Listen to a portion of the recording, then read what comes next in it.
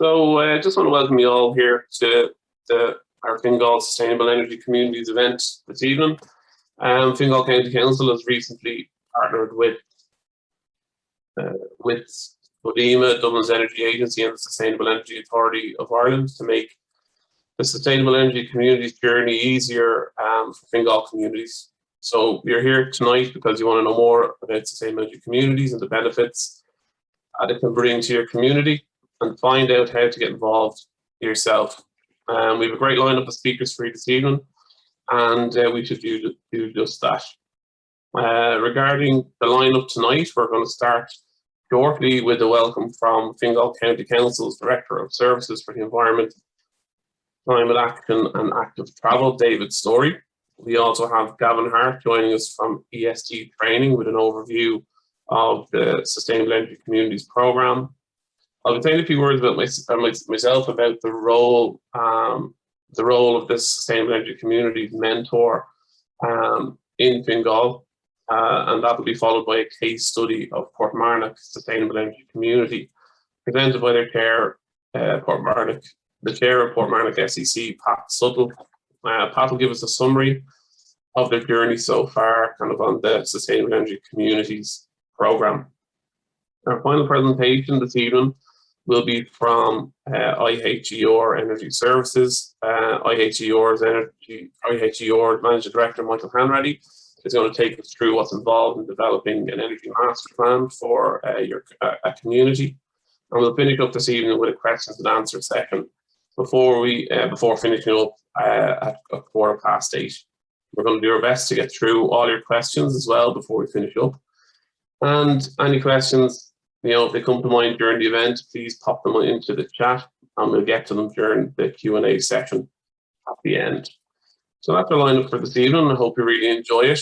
A quick reminder that the event is being recorded and the slides will be circulated in the next couple of days after the event.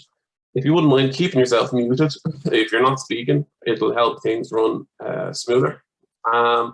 Feel free to use the chat box to post any questions or comments. And we hope to take a photo at the end for social media just before we finish the session. So if you can keep your best smiles and pop the cameras on for that, we'd really appreciate it. Thanks, Jerry. That's good stuff there already. So to kick things off, I just want to introduce you to Fingal County Council's Director of Services for the Environment, Climate Action and Active Travel, David Story. He's going to welcome you all to the event this evening. David's department in Fingal County Council is tasked with delivering the government's climate action plan objectives for Fingal, and tasked with delivering the National Transport Authority's cycle networks in Fingal as well. So I'm going to pass it over to you there, David. Thanks for joining us tonight. Thanks, Eric. Delighted, everybody, to welcome you. Just have a few words. So I'd like to welcome you all here this evening. Fingal County Council is very supportive of the programme. The National Climate Action Plan sets out ambitious targets in relation to the upgrading of existing public and private buildings through the retrofitting of insulation and heat pumps. There's also an ambitious target for the use of renewable energy technologies. SEAI have various funding schemes which businesses and householders can avail of, and the Sustainable Energy Communities Programme is an education and upskilling programme designed by the SEAI, which encourages individuals and businesses to group together to learn about and plan for energy efficiencies and the use of renewable energy technologies. Fingal County Council has a Climate Change Plan 2019 to 2024 and an action to promote the support the SEC programme, and we do so through our awareness programmes and through facilitating linkage groups with the PPN. This has helped to introduce potential new members to the SEAI mentor. Furthermore, Codema, acting on behalf of the Dublin 4 authorities, is undertaking the role of regional coordinator of county mentors for the SEAI. Fingal County Council has taken this support one step further and will undertake a role of lead partner applicant for the SECs in the Fingal area, of which there are already 11. As lead partner applicant, Fingal County Council will assist with the administration and procurement of energy consultants to work with the SECs and also fund the engagement on consultants up front, and then reclaim this money from the SEAI. This will assist the SECs and the programme rollout. So Fingal County Council is fully supportive of the expansion of the SEC network and will support communities by working with the assigned county mentor. I look forward to this evening and all the discussion. I'll hand back to Eric now and look forward to the further speakers. Thanks a lot, Eric. Brilliant, and thanks a million, David. That's a great, it's great to have Fingal County Council on board and have that support there. Our next speaker is Gavin Hart from ESC Training. Gavin is well regarded throughout the country for his work on climate action and sustainability. As a region, we're really lucky to have him working with Codima, Dublin's energy agency, as the Sustainable Energy Communities Regional Coordinator for Dublin and the Mid East region. Gavin's also a Sustainable Energy Communities County Mentor and has worked with Sustainable Energy Communities for the last 4 years. And currently he's working with Sustainable Energy Communities in the Dunleary-Rathdown local authority area as part of the Dublin and Mid East mentor team. So with that, I'm going to pass you over to Gavin for an overview of the SEC programme. Thanks, Eric. Can everyone see that? Yep. Okay, so my presentation this evening is an introduction to the Sustainable Energy Community Programme from SEAI. The purpose of my talk is to help communities and individuals to take their first step in joining the SEC network. So I'll get started. So Codima is Dublin's energy agency, and we work with the 4 Dublin local authorities to accelerate Dublin's transition to a low carbon society in order to mitigate the negative effects of climate change and improve the lives of citizens. Codima is the approved SEAI mentor for the National Sustainable Energy Community Programme, or the SEC programme, in the Dublin and Mid East region. We provide free SEC mentoring services to local communities in Meath, Kildare, Wicklow, Fingal, Dublin City, South County Dublin, and Dunleary-Rathdown. That means we are here to help local groups such as residents associations, tidy towns groups, community groups and businesses to set up their own community SECs. So along with my Codima colleagues and mentors in each county within our region, we are here to help you. As you already know, Eric Dennis is your mentor in Fingal. So please do reach out to him if you are interested, if your community are interested in starting an SEC in Fingal. Codima also has forged a unique partnership with all 7 local authorities in the Dublin and Mid East region. Each county council is now actively participating in the SEC programme as the lead partner applicant, with local communities taking their SEC journey.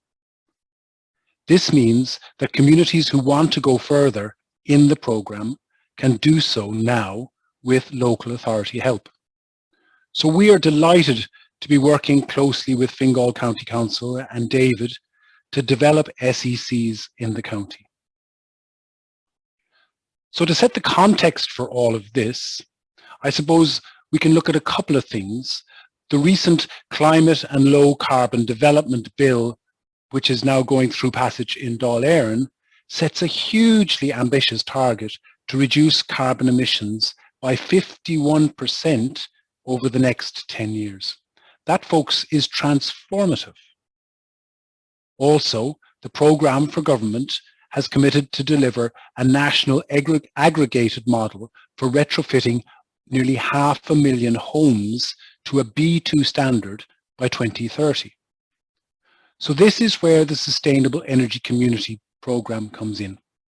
The SEC is there to provide a way that communities and people can improve their homes and community buildings and businesses working together.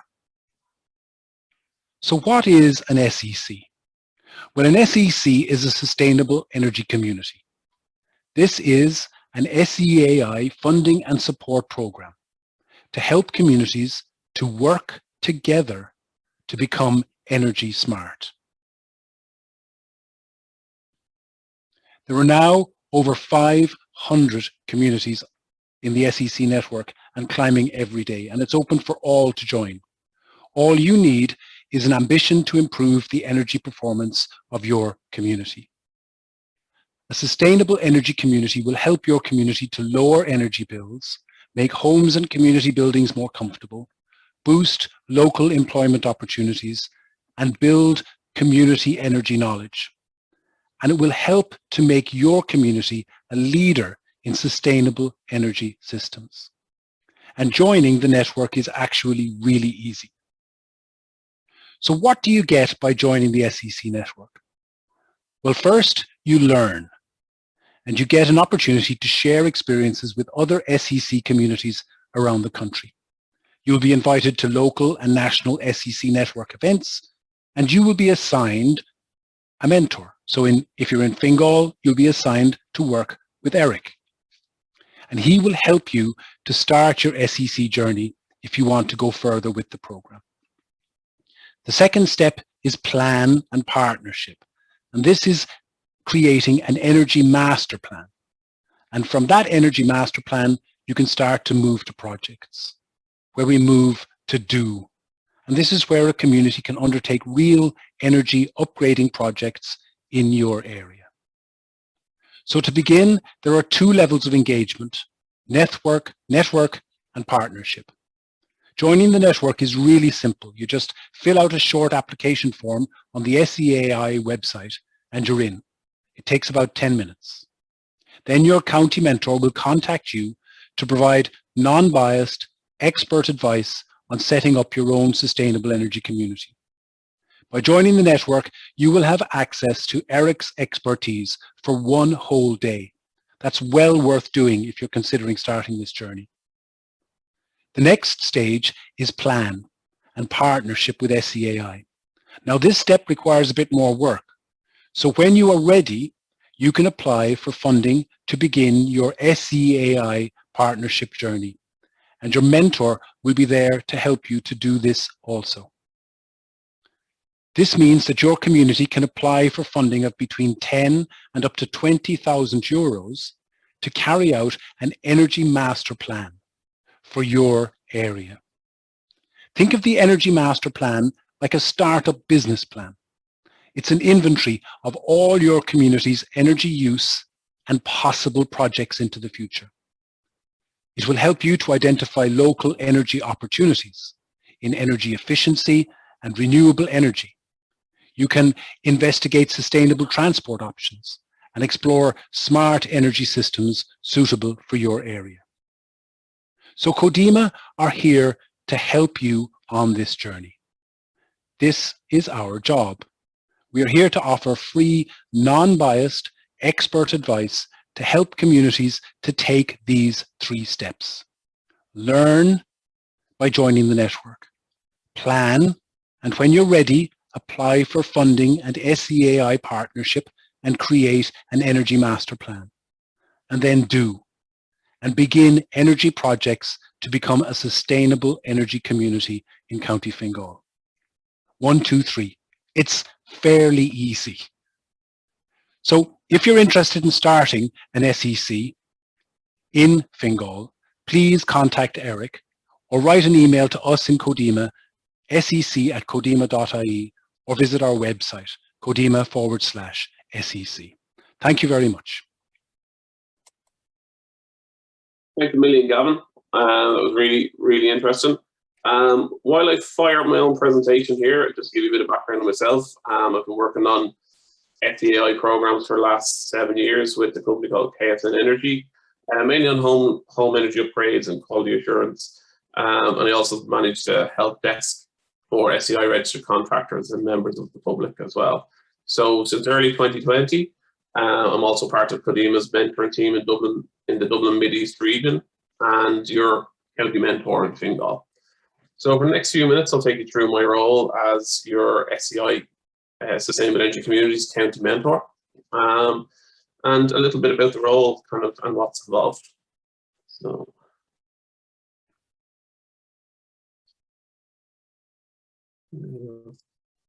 So in terms of, are we sharing there all right? Yeah. Yes. So in terms of the county mentor role, I suppose I'll be your main point of contact for the SEC program in Fingal. So your day-to-day kind of contact, or whenever you need anything to do with the program, it's a case of reaching out to myself, and I'll be there to kind of help you with any sort of queries you have. There to guide you through your sustainable energy community kind of journey, through the stages of development, the learn, plan, do that Gavin has mentioned kind of there in the previous section.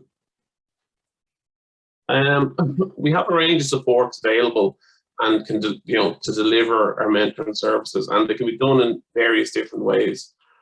Offer guidance, as you develop your goals, scope, and partnership, including guidance through the Energy Master Plan funding application process, and arranging consultancy services when your grant is approved.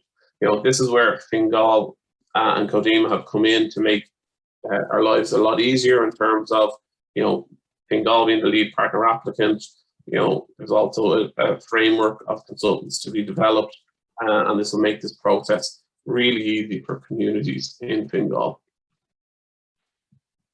Also, to support you with local events. Again, it's also to kind of help you, or to let you know about countrywide events as well, workshops, meetings where you can meet up with other communities and share learnings. I suppose the last kind of year and a bit has been a little bit kind of odd for everybody, but we're looking forward to getting back to in-person events.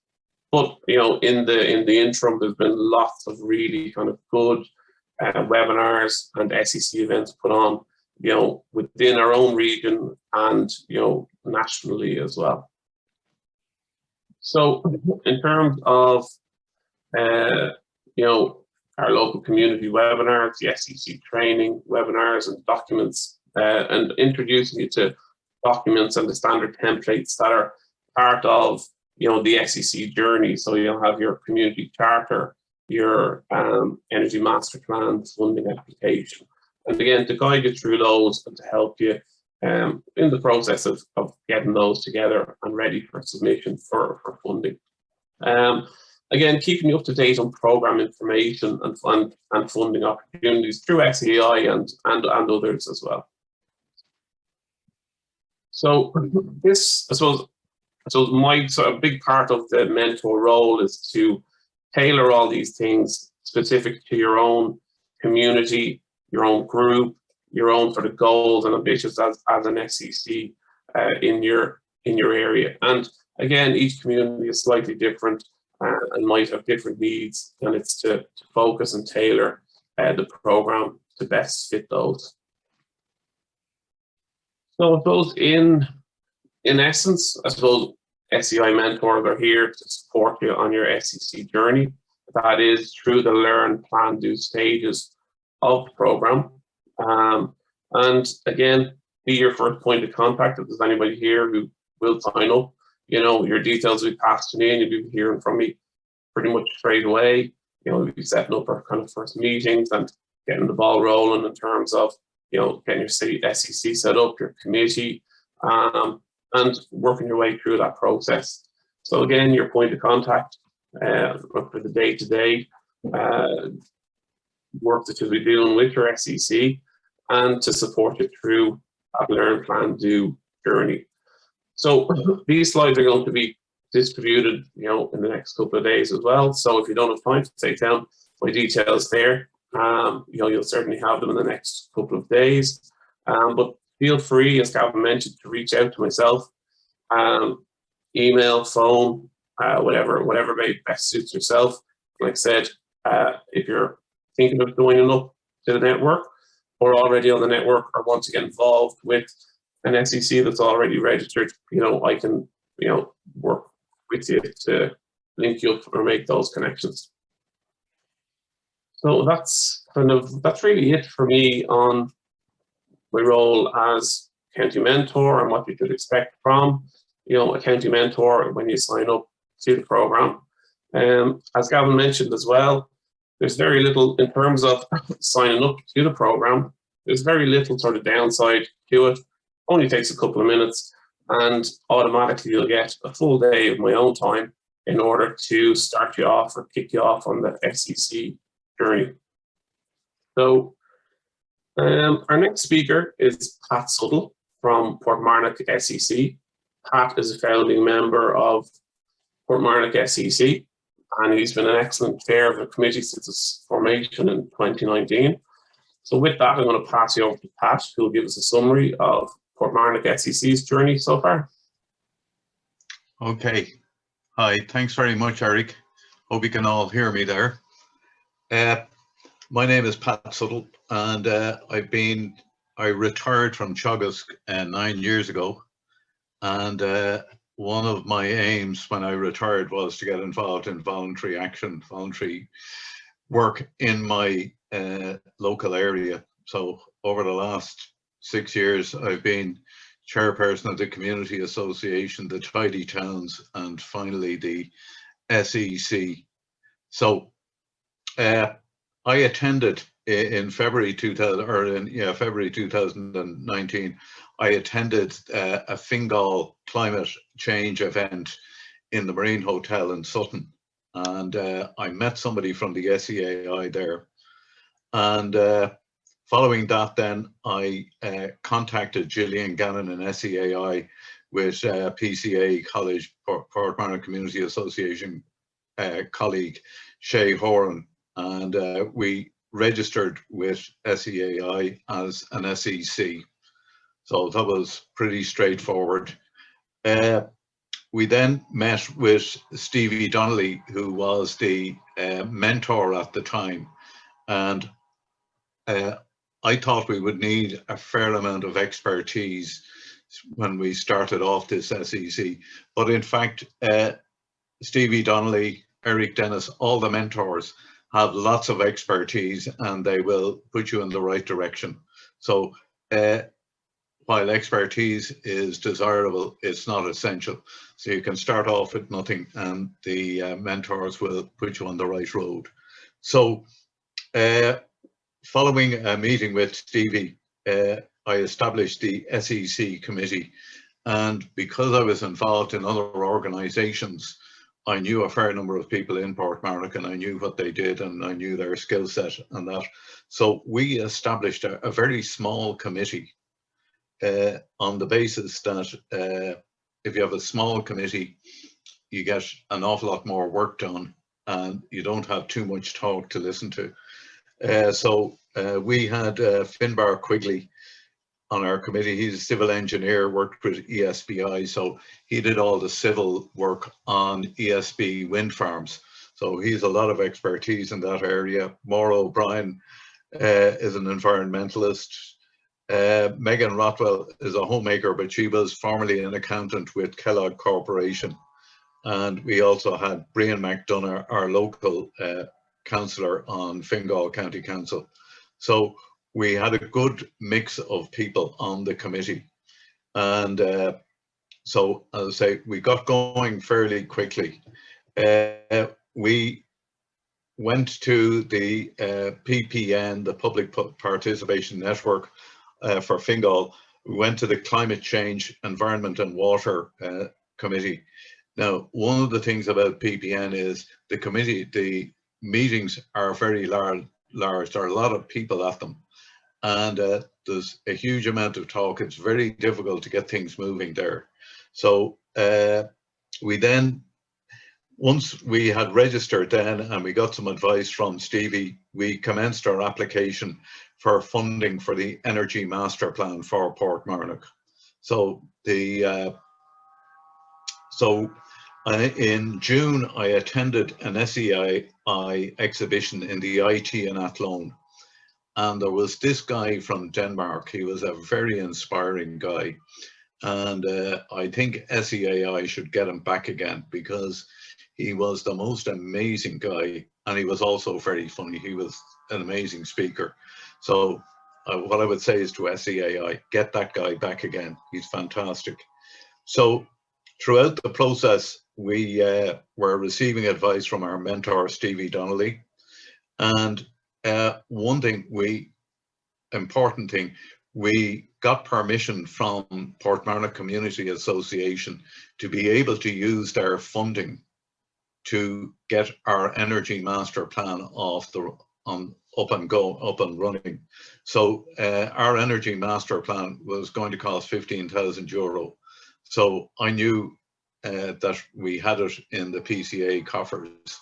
So we had no problem on funding. And I know an awful lot of SECs have had problems in that area. So it's an important thing to look at. We then went to tender to appoint an expert, a consultant, to undertake our energy master plan. And we were very lucky. We got Michael Hanratty of iHair Energy Consultants, who's our next speaker.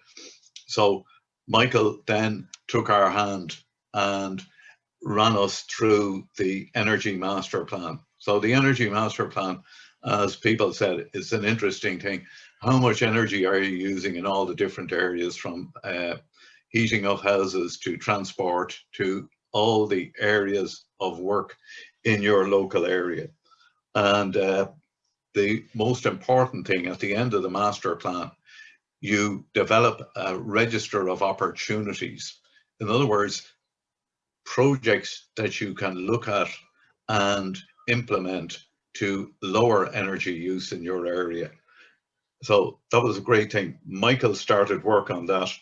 At that stage, we started looking for more new recruits to join the committee, because we obviously needed more expertise. So we had Patricia Boyle, who's one of the senior marketing people in Trinity College. She joined our committee. Charles Sargent is a former marine engineer, so he's an awful lot of expertise in terms of engineering. And Conor Murray, also an electronics engineer, but an expert in control systems and controlling ventilation and controlling in Portmarnock in particular. Controlling noise is going to be a very big issue for us. So these were very useful people to come on board. Our way of disseminating information, and this again is a big issue in most areas. How do you get the message out that things are moving? And luckily, we had a parish magazine here in Portmarnock called Progress, and that's delivered to 4,000 houses every month. So we had a 2-page article, Portmarnock Community Association, Tidy Towns and SEC. We had 2 pages in that magazine every month, so local people could see what we were doing. And if we needed people, we would just put out the message there in that. So that was very useful. December 2020 then, we had the first energy master plan, the first draft completed. And in February this year, we submitted it to SEAI, and the energy master plan was approved by SEAI. We then looked at how to get going. So one of the problems was, and this is the thing that you will need once you've got the energy master plan in place, you now have to establish basically what is a business, because you're going to be undertaking projects, you're going to get grant aid for the projects, you're going to have to find extra funding for projects. For the insulation and the retrofits, you're going to have to administer retrofits. So we looked to see where we could get help, and the area that we've got help from is Dunleer Sustainable Energy Community, a man called Eugene Conlon, and he has been of tremendous help to us, because in Portmarnock we have between 12 and 1,500 houses. need major work done on them. And if you multiply those figures up, you're talking about tens of millions of euro of work to be completed. And just to administer that is, look to me like a nightmare.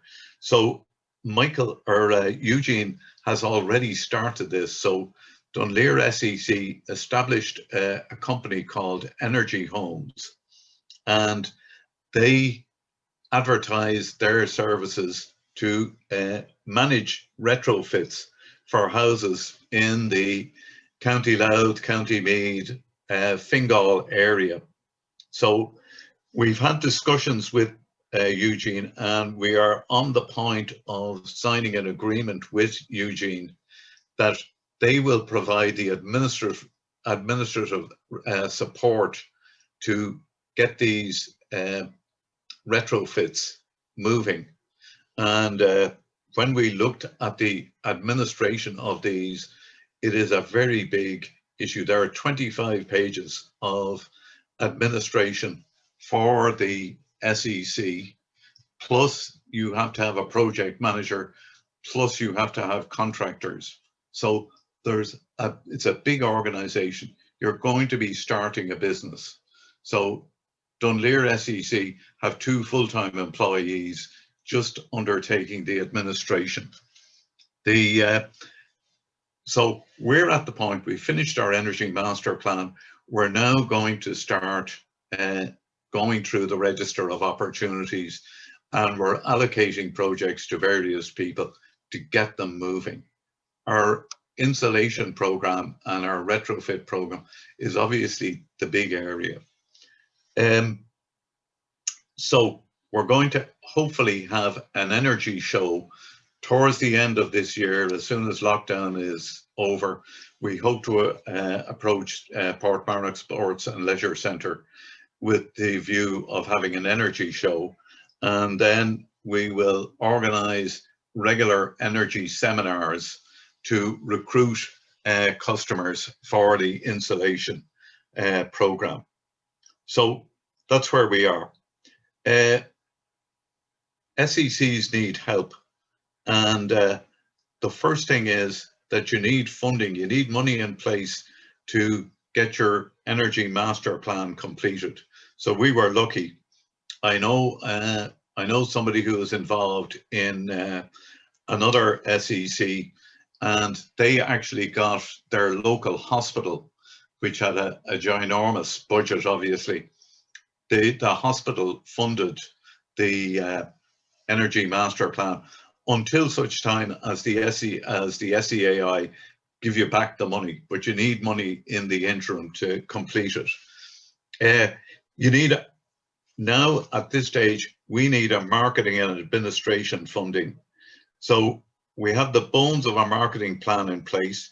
We need funding to produce a brochure and deliver it to 4,000 homes and businesses in our area. Now, we reckon one brochure will do, the rest we will be able to do online. We need funding to develop a website and a Facebook page.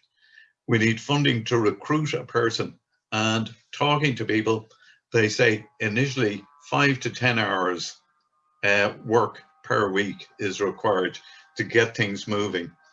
And then you need office accommodation. So they're the marketing and administration funding. We need to have a mechanism to help people get that going. In terms of grant aid, and we've been looking at the community energy grants, and if you're lucky, you have a lot of people who are in fuel poverty or have disabilities or qualify for the 80% grant. Now, if you have those, that means you can get going fairly quickly on doing insulation programs. Looking at our area, we think that most of the people who would be entitled to the 80% grant have already been insulated and have had retrofits done. So we're going to be going into a much more difficult market where the grant aid is 35%. The problem with that is that you must achieve a BER of B2. And I think we have to convince SEAI to start allowing 35% grant for smaller projects than the full retrofit, because a lot of people in our area are my age. I'm 70, so between 70 and 85, there are a lot of people in our area living in what people would call polite poverty. In other words, they have a nice house, but they have a small income. And the idea of spending big money on a project, a retrofit project, maybe costing 25 to 60 or 70,000 euro, that's a huge ask. So I think we need to get SEAI on board to give the small grant, to give the big grant for even attic insulation. And once we get that going, what will happen is that people will get more courage. They'll see that they can do this. And more importantly, their children will see that it's worthwhile. And their children will inherit all these homes. We're not going to be here forever. So doing the retrofit now is an investment for their children. One of the things about this whole climate action plan is that we leave nobody behind. It's a central plank of the government's climate action plan. And I read it, it's 150 pages. I read the thing from end to end.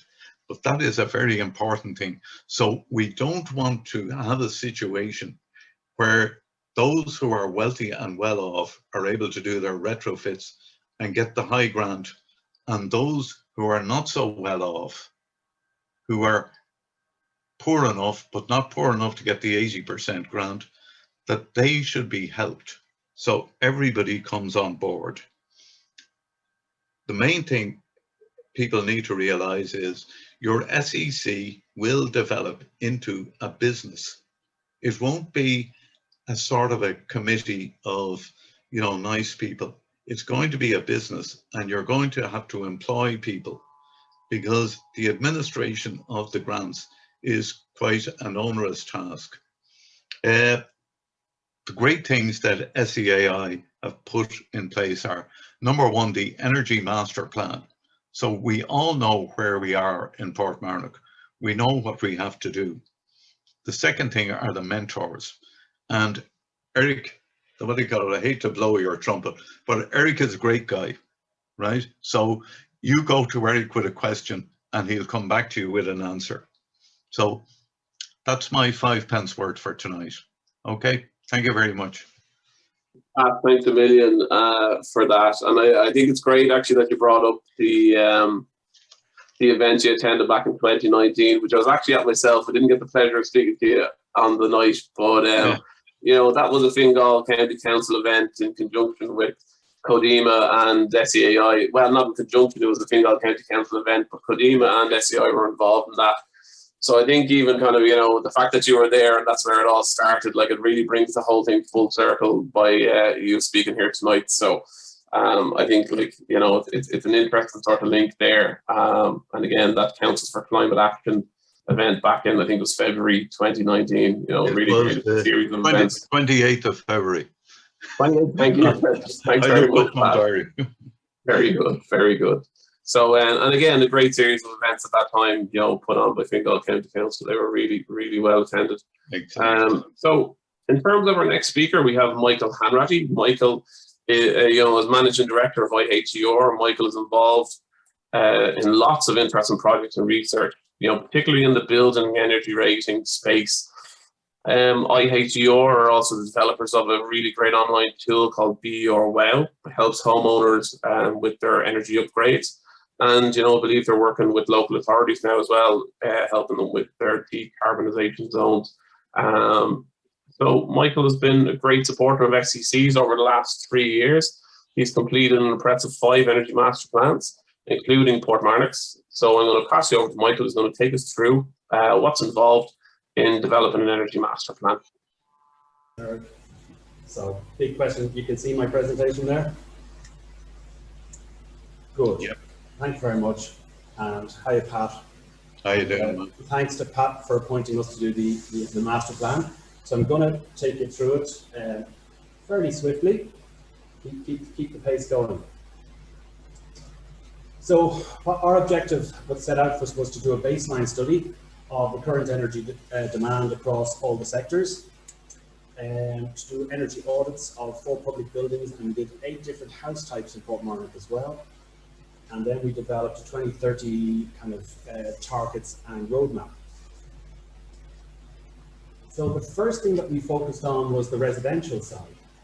So you may not be aware, but there's more than 800,000 BEOs have been published for houses in Ireland, houses and apartments. And we've one national, SCAI manages the national database. So there's actually an anonymized database tool available, where you can download all 800,000 BEO records. They don't have your exact address on them, but you can get them, and we managed to get an extract of the data set to small area level. So small areas is the smallest kind of area used for census, typically 100 to 200 dwellings. So what we did was we did a detailed analysis on the Portmarnock subset.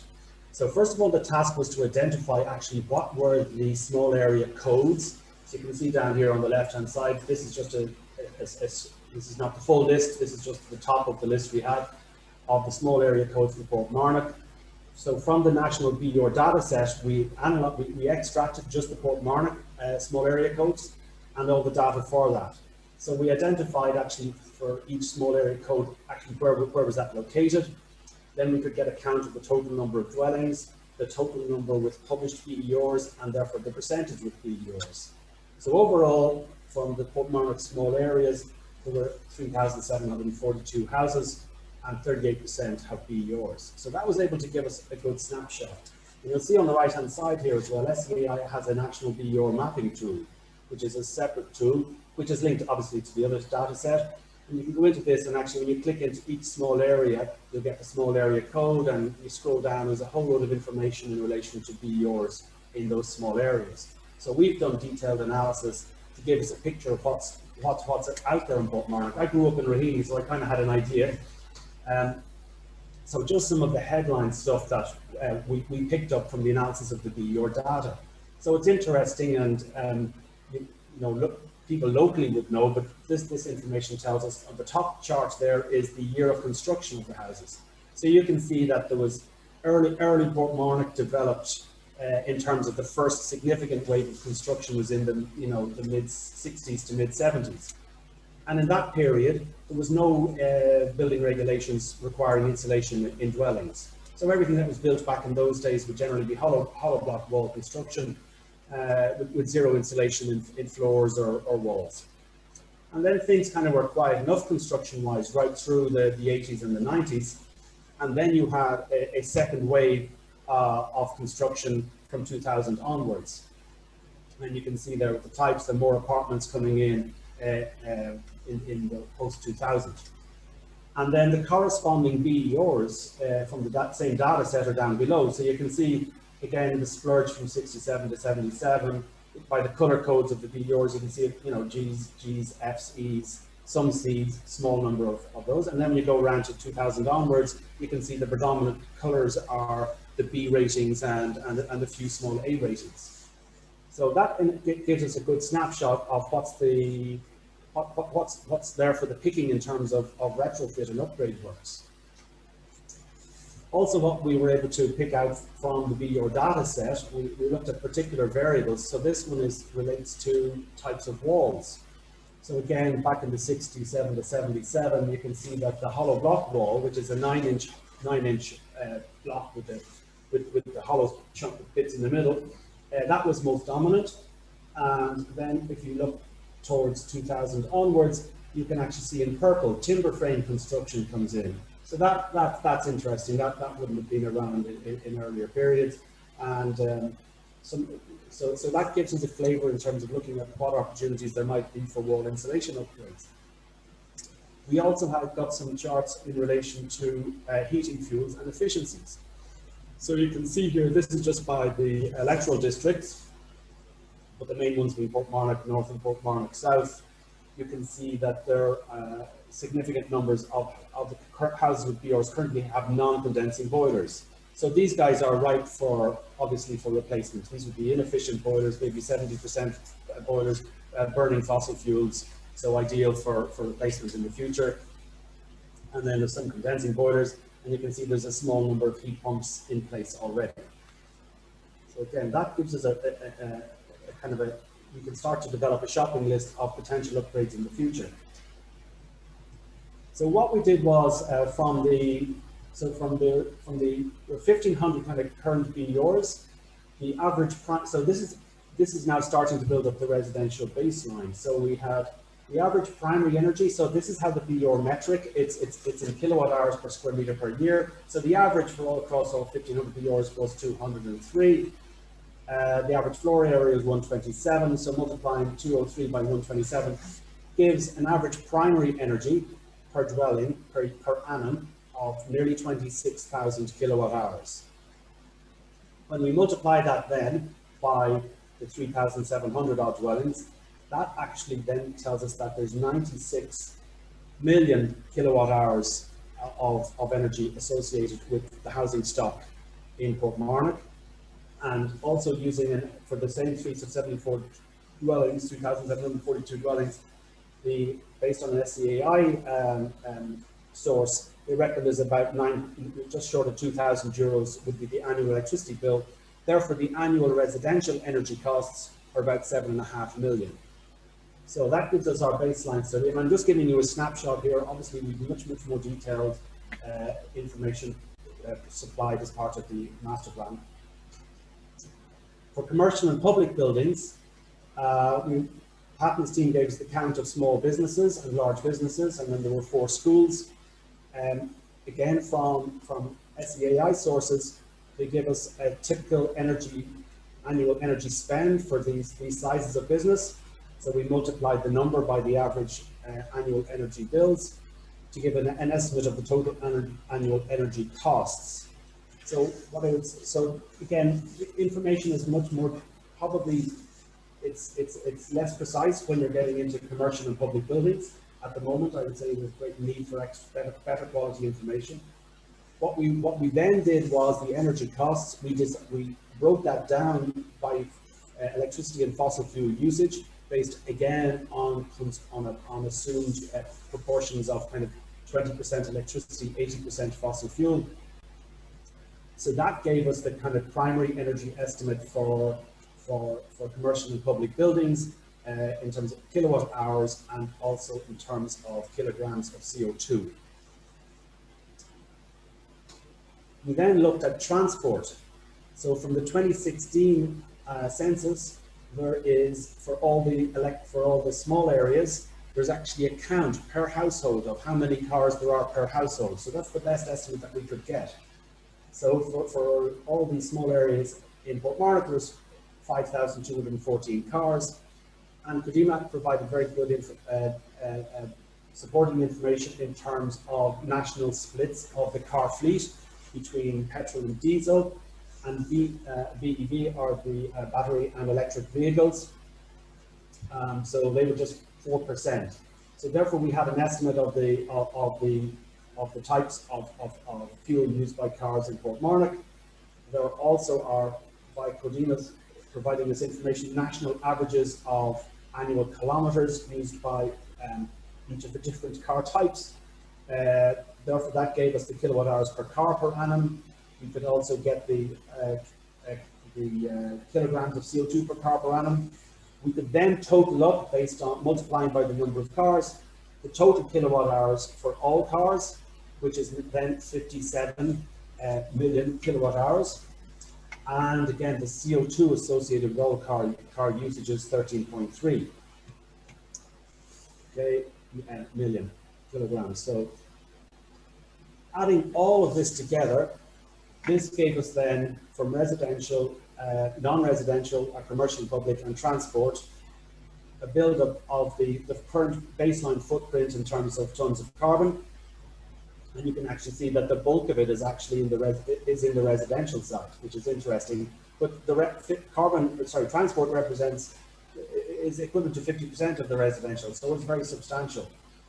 And also we have the total kilowatt hours and the total energy costs brought forward from the previous slides.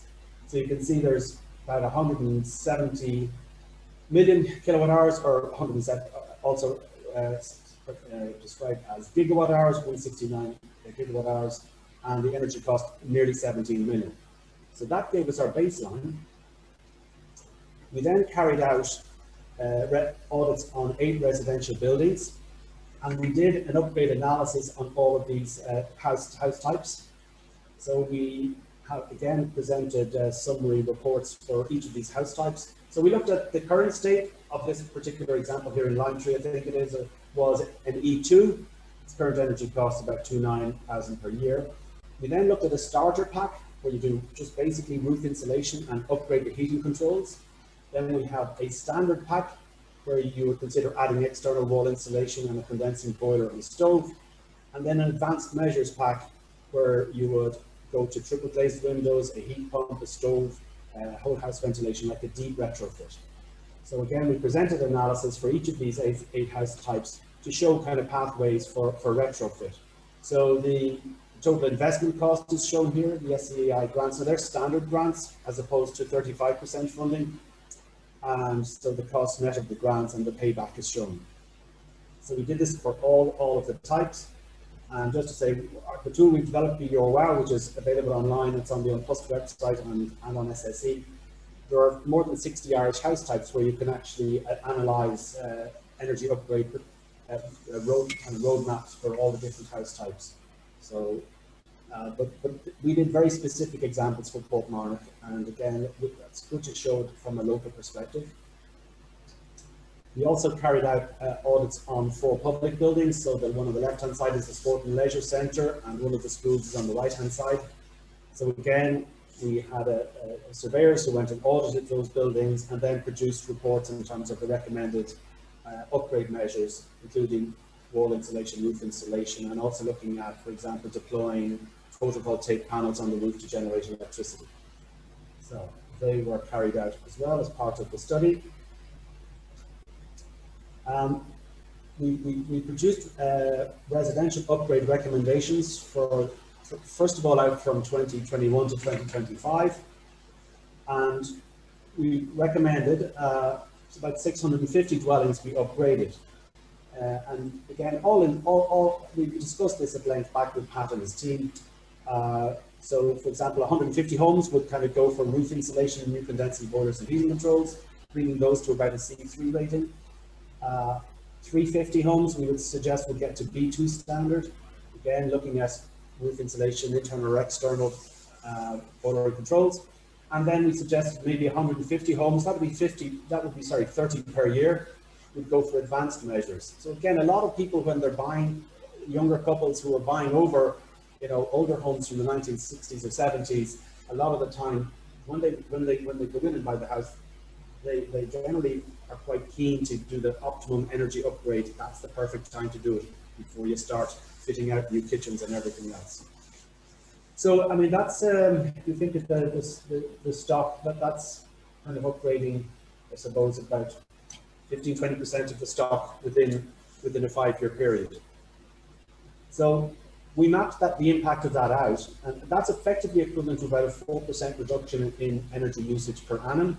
That would result in a 34% reduction in energy use actually that should be by 2030. It's reached by 2025. That should be by 2030, as shown in the table below. So what we didn't actually continue out from 25 to 2030, but you would continue on the same pattern. But one of the things that you would look at particularly in the latter part of the decade would be, for example, that homes that were built post 2000. When homes like that are, when they need to replace their boiler, we need them to be obviously convincing through good communications people in homes of those ages to switch over to heat pumps. Those dwellings are already heat pump ready. So that's something that could be built into the upgrade recommendations scenarios. Summarizing this then, across all sectors, we're summing here the primary energy starting in 2020. So the total on the top. The residential then is shown coming down at about 4% per annum. The commercial also coming, sorry, transport, there's a 3% energy reduction per annum assumed based on hitting 20% electric vehicles by 2030. I know there are much more ambitious plans nationally to have 1 million electric vehicles by 2030, but we picked a midway target that we thought was possible. And then we've, yes, also 4% for commercial and public as well as residential, and the associated numbers are there on the table below. So you're looking at basically getting down from about 170 gigawatt hours to 117 gigawatt hours by 2030, based on the scenarios we've presented. But there's still room for further measures, of course, to be built in the years ahead. So the key pointers, I think, that came out for me in particular were sourcing annual energy use or billing data from public and commercial buildings. It is a big challenge, and we've seen this on other projects. So the benchmark figures I have from SCAI, I would say, could be improved an awful lot. They're very broad in terms of their assumptions, and so one of the big things as well is to really try and get all the businesses within your SEC to buy into the energy master plan. Encourage them to conduct energy audits on their own businesses, pubs, hotels, smaller businesses. They should also be buying into the EMP objectives, developing their own energy and CO2 reduction plan for their own businesses. One very important thing to point out is currently, your kilowatt hour, your litre of oil today will have the same carbon content in 2030 as it has today. Your gas will have the same carbon content, though you may have some biogases going into the mix in the interim, but broadly the same. But the big thing that's going to happen is the carbon content of electricity, it will reduce every year out to 2030. Below is a prediction of the projected emissions per kilowatt hour for carbon from electricity. You can see by 2030 it's going down from about 0.4 down to 0.11. This is based on predictions from the Murray Institute in Cork. So switching over to heat pumps, which use electricity, for example, will definitely reduce, in addition to getting energy reduction, the carbon footprint associated with electricity overall will further reduce. So the CO2 reduction rate will be greater or faster than the energy reduction rate. This was just finishing off here. This was just a little bit, I'm digressing a bit, but for Monaghan Decarbonization Zone, we've done a study recently. So the decarbonization zones have, each local authority has to identify one and produce a 51% reduction of carbon dioxide by 2030. So we've done a study for Monaghan, and we produced, as well as producing the energy reduction trend, we produced a CO2 reduction trend. And I think that would obviously be useful to bring that the carbon reduction trend into the energy master plans. I think would be a very important feature, because nationally we're supposed to achieve a 51% reduction by 2030. So that would be a little piece that I would add on into my analysis for any future energy master plans. I'll just go back. So that's it from me. That's a quick run through in terms of how we approach the energy master plan and how we came to our conclusions and our recommendations.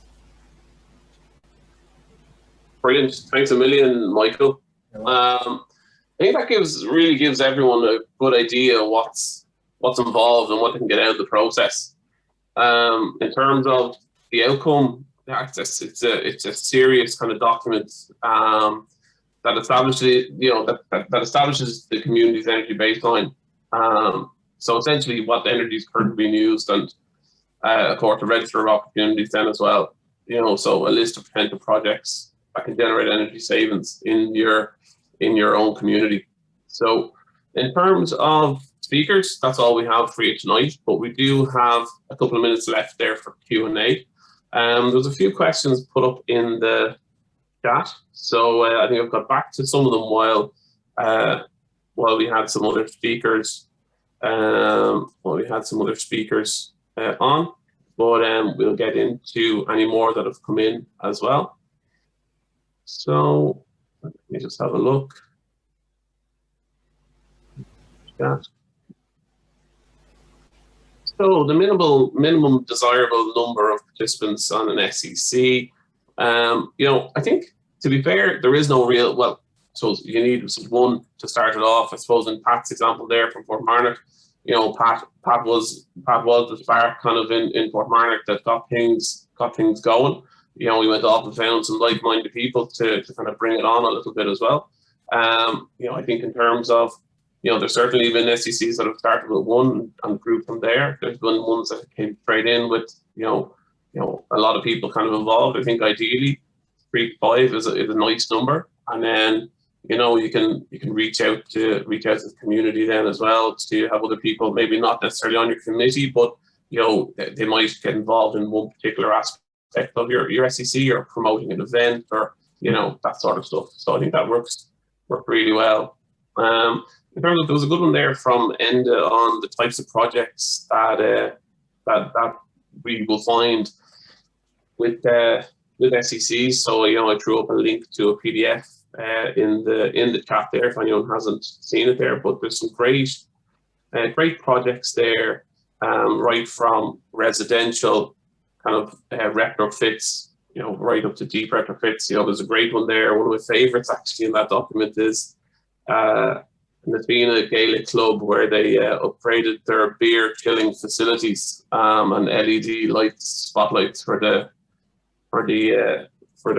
Gaelic Club, and that one actually kind of generated quite a lot of savings. Right from bills from 20,000 right down to 7,000. Reduced the bills by over 7,200 annually. So really good paybacks on some of them there. I would recommend probably having a flick through that document if you get a chance or you're interested in seeing other sort of projects there.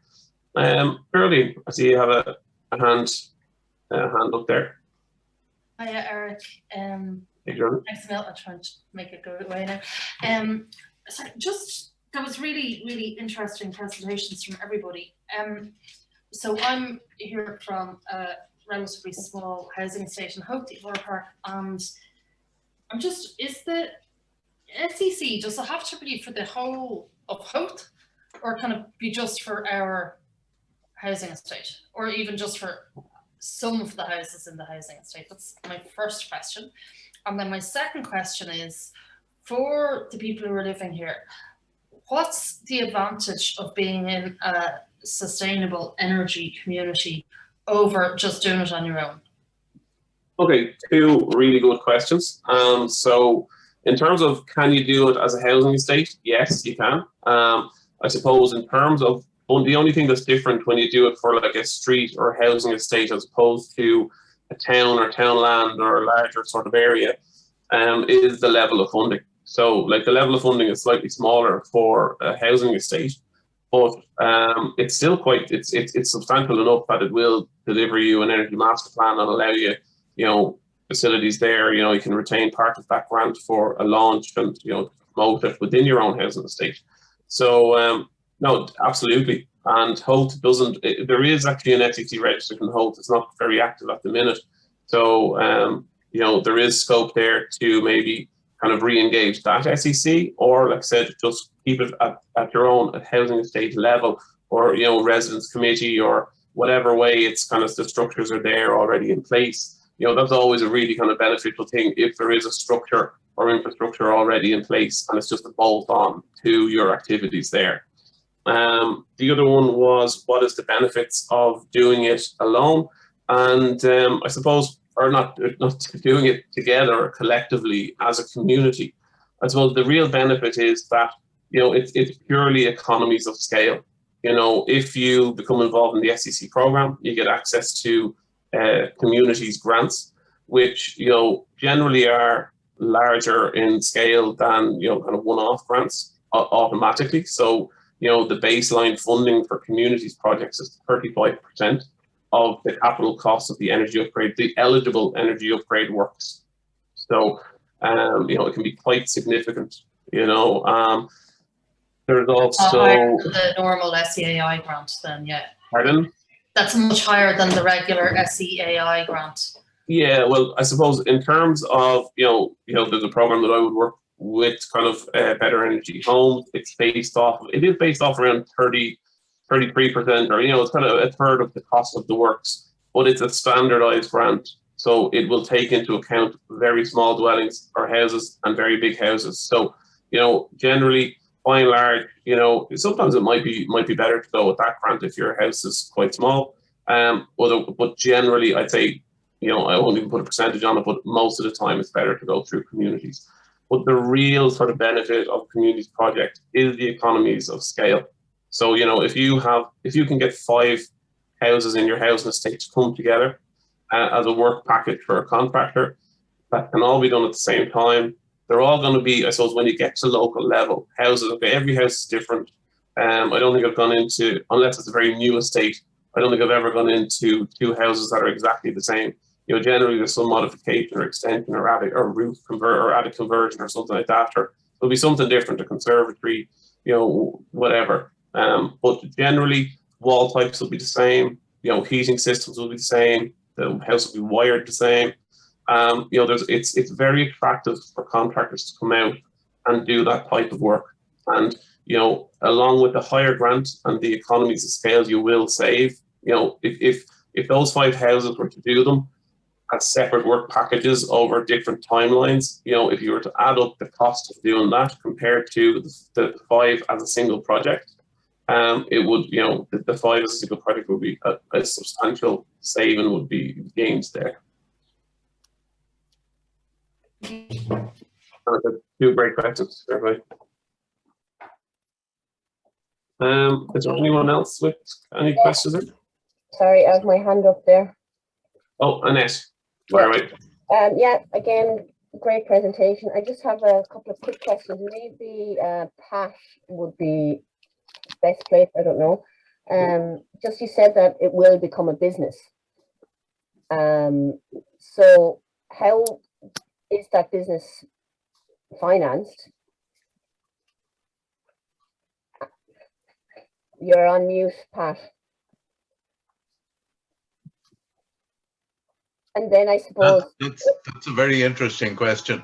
And what I'm saying is that when we looked at this, the financing of the administration of an insulation operation, we just don't have the resources to do that at the moment.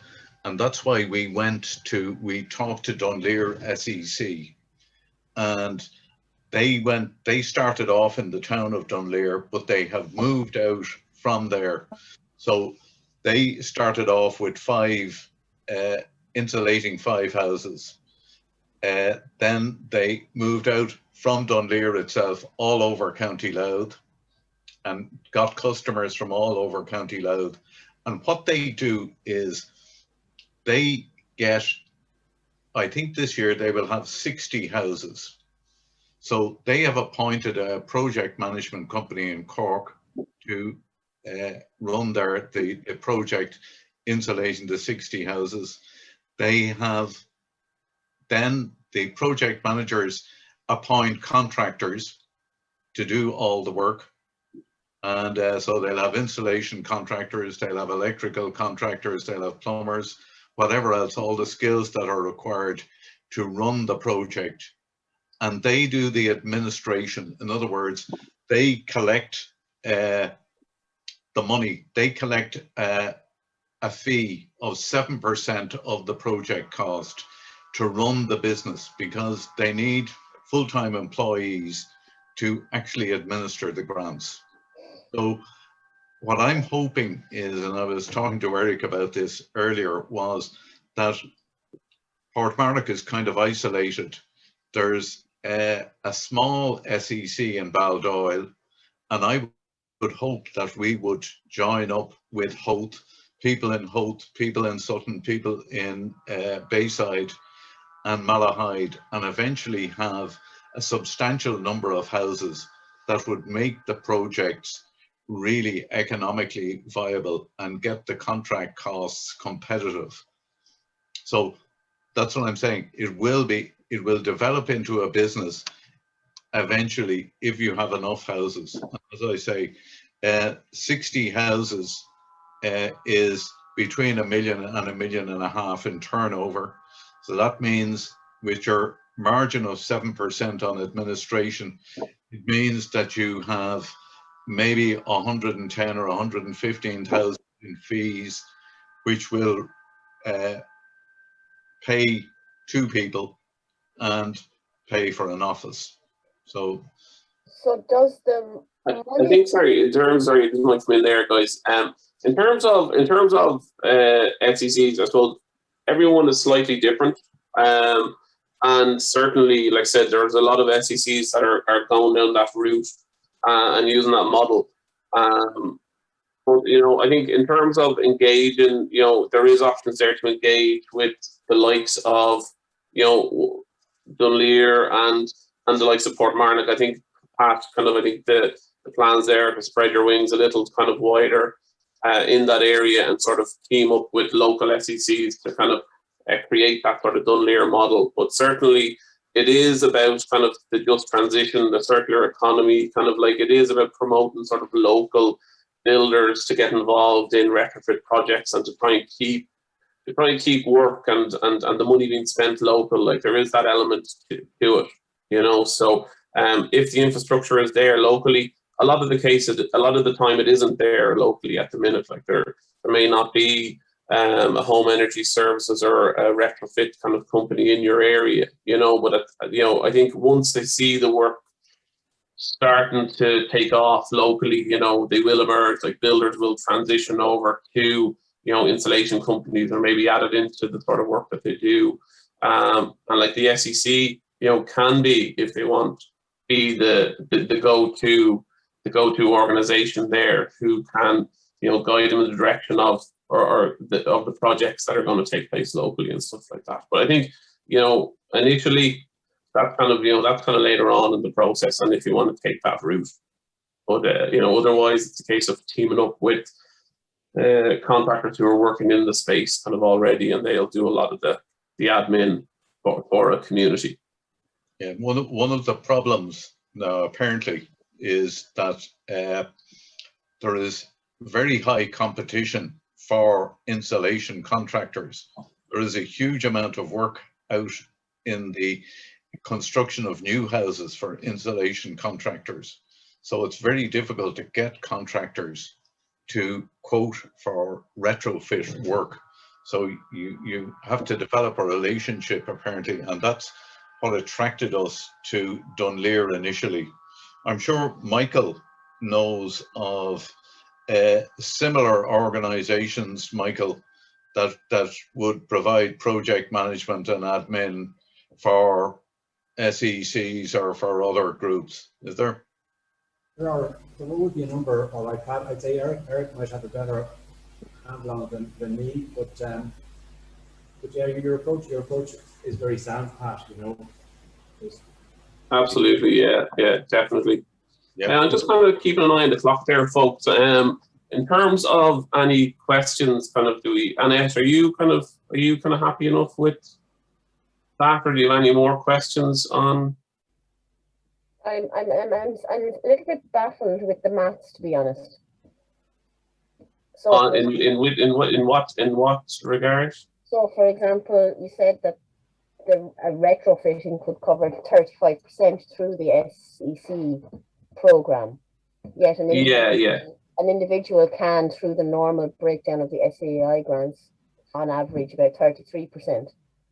Well, sorry, they're fixed price grants based off of a kind of theoretical house, if you know what I mean. So, like for instance, like the attic insulation grant at the minute through Better Energy Homes is €400.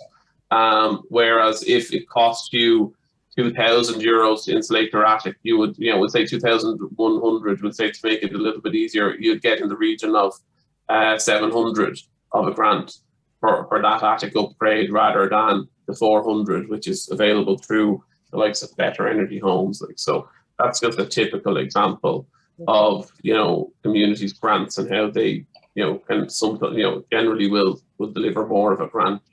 So then the SEC becomes the middleman between the homeowner and the available grants.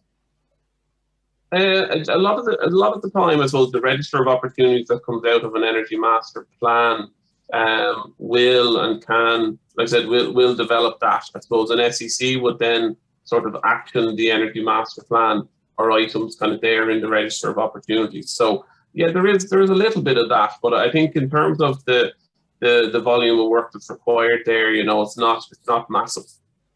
You know, it's kind of about education.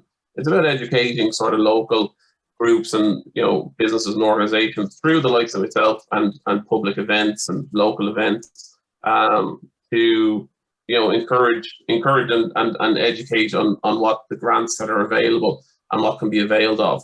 You know, not everyone will come through your program or through the SEC, but ideally it's captured at the SEC level. But like I said, it's essentially, you know, letting people know that you are there, that you are hoping to put a Better Energy Communities project together. And if anyone wants to get involved, you know, to get in touch with yourselves.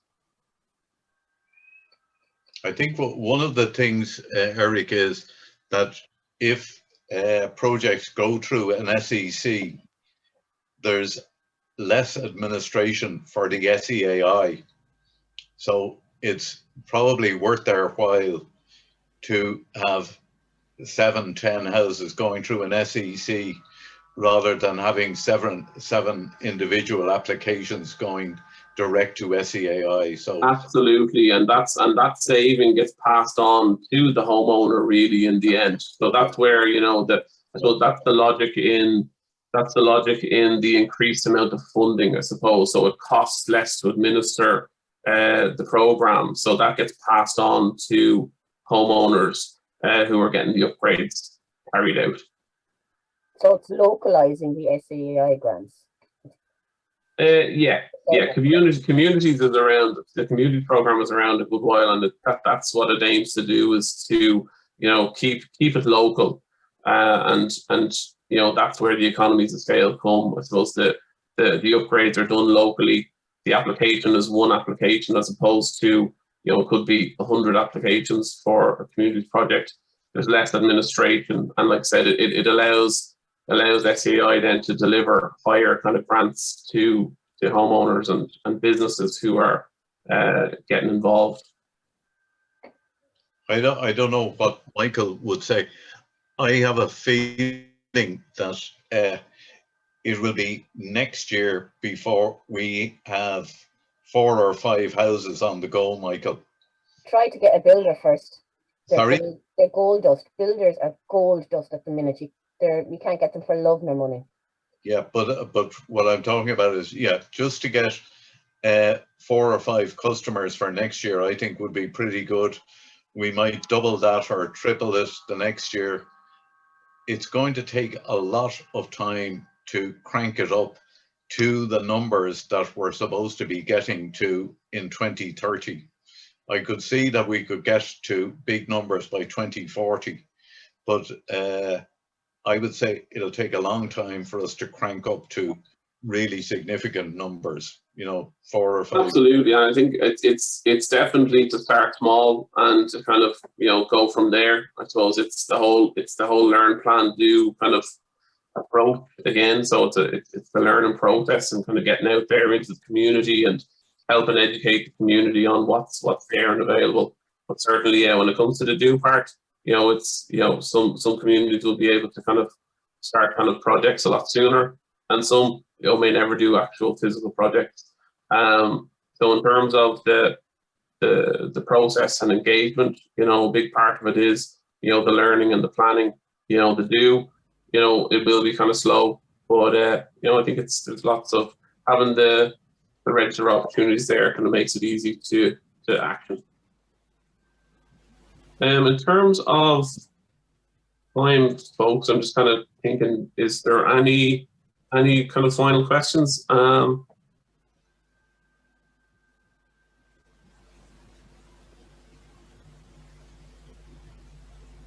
I think if that's everything, we'll keep an eye on the chat if anything else comes through.